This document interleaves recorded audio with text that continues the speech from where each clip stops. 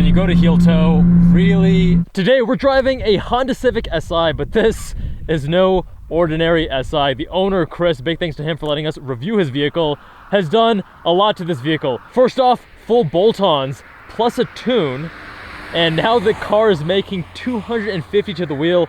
When he dynoed it stock, it was 180 from factory. We also have these Brembo brakes from a Genesis, believe it or not. I didn't realize that was a popular transfer, but apparently it is. Kumho V730 tires. We got 255 section all around, square setup, and these Titan 7 forged wheels. Owner just tracked the vehicle. He told me, look out for the brakes. There might be some pad deposit and or warping.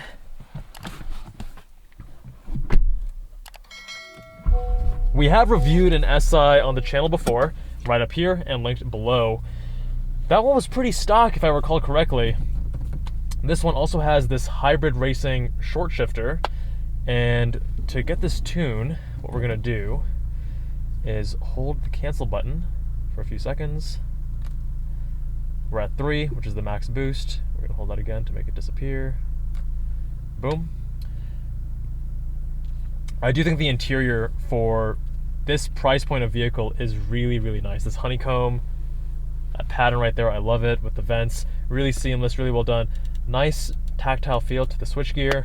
I'm just really impressed by what Honda has done with the Si. And today the question is, do these mods, does it make the car drive better? We're gonna put this into sport mode, which changes essentially throttle mapping and steering feel, makes it a little bit artificially heavier. And we're off. Woohoo, that's an angry little Si. Wow, okay. Already quite a bit of torque steer. You gotta remember, this doesn't have that fancy dual axis McPherson strut front suspension that the Type R has to reduce torque steer. Oh, buddy. And now that we're pushing extra power through the front wheels, that torque steer does become a little bit more apparent when you get aggressive on the throttle.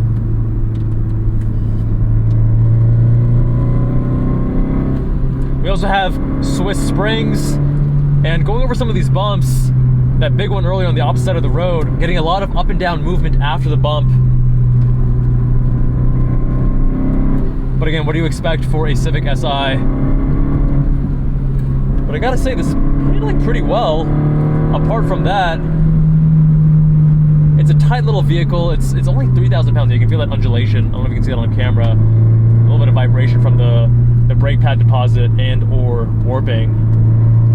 But for 3,000 pounds, pretty lightweight by modern standards, and it feels that weight. The front end reasonably sharp. I like the engine note too.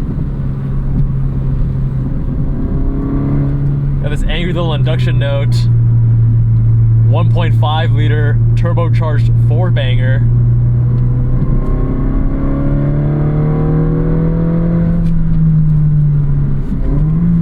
Now the pedal placement, when you go to heel toe, really a little bit awkward. I'm really trying to get the side of my foot, but the pedal is, the throttle is a little bit too high up compared to the brakes. Makes things a bit awkward. Okay, the shifter. I like short shifters, I like tight transmissions. They've overdone it here though. It's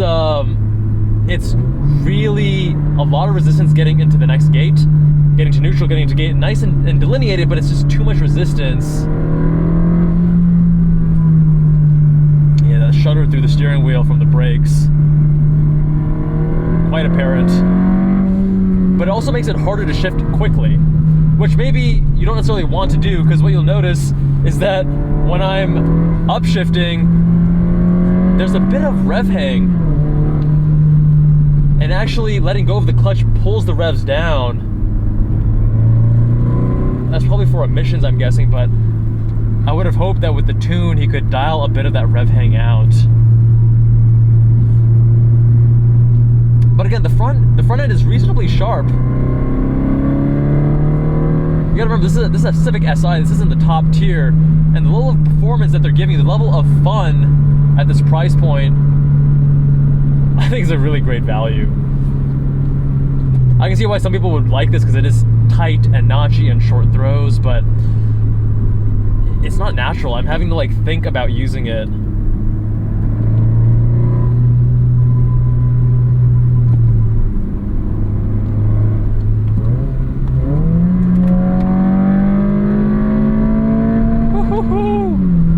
Up to 7,000 RPM.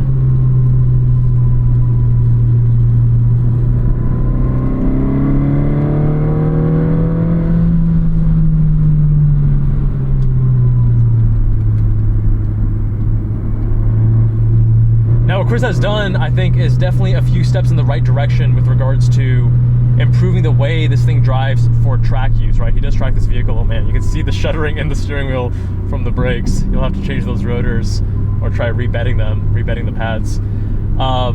A step in the right direction, but you're gonna notice a few compromises here, right? So when you're pushing more power through the front on a vehicle like this, you're getting more torque steer as an example.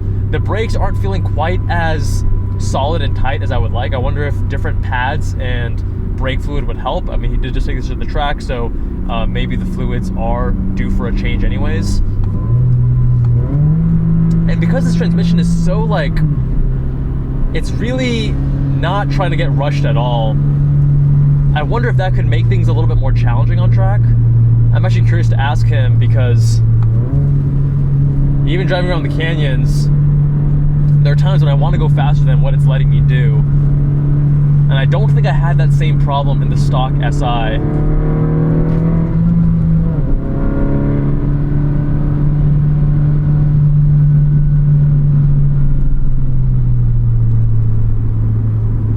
Yeah, you can see some of that bouncing with the suspension.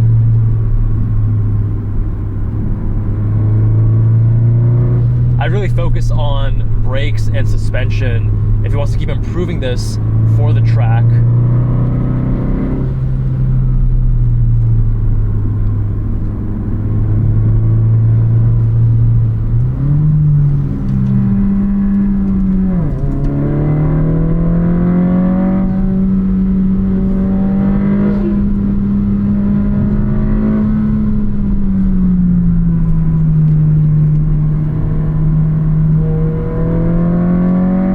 Getting a little bit of lag, which is to be expected. He's pushing a lot more boost, but not in a way that I think really detracts from the experience of driving the vehicle. I think this is still a fun, cheap, tossable little front-wheel drive car, and you're not going to get the same level of sophistication as you are in a Type R, obviously. So the steering feel, as an example, it's pretty numb. You know, I'm getting a lot of corruption here from, number one, the torque steer, number two, the brake shudder. So, you know, the suspension, the chassis is also getting a little bit unsettled over some of these bumps mid-corner. But again, cool car, step in the right direction. I do think the SIs are great value for the money.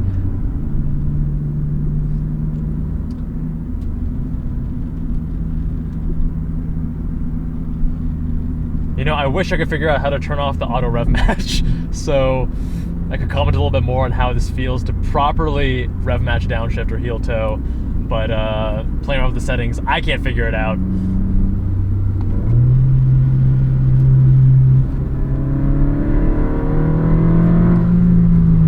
Yeah, a bit of inconsistency between, you know, when you're turning in with the suspension compression, with your throttle input. It's not nervous, it's not darty, it's just a little bit, it can get a little bit unsettled depending on what exactly is happening. Oh yeah, a lot of torque steer right there.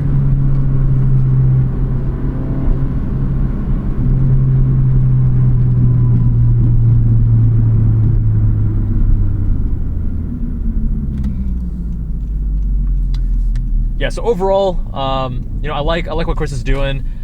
I'd say, again, brakes a little bit soft, not as confidence inspiring, want better feel, better bite. Suspension, you know, the car gets a little bit unsettled. It's, especially if you're pushing this on track, you want to adjust that a little bit. But I mean, the power, welcome change. 250 to the wheels feels like plenty for this vehicle. But my friends, let me know what you think of the Honda Civic Si with these modifications. If you want your car reviewed, visit us on JubbalandCars.com. Big thanks to Fenton's son as well from the Zygreen YouTube channel. Show him some love for making this review possible. Much love. See you on that next one.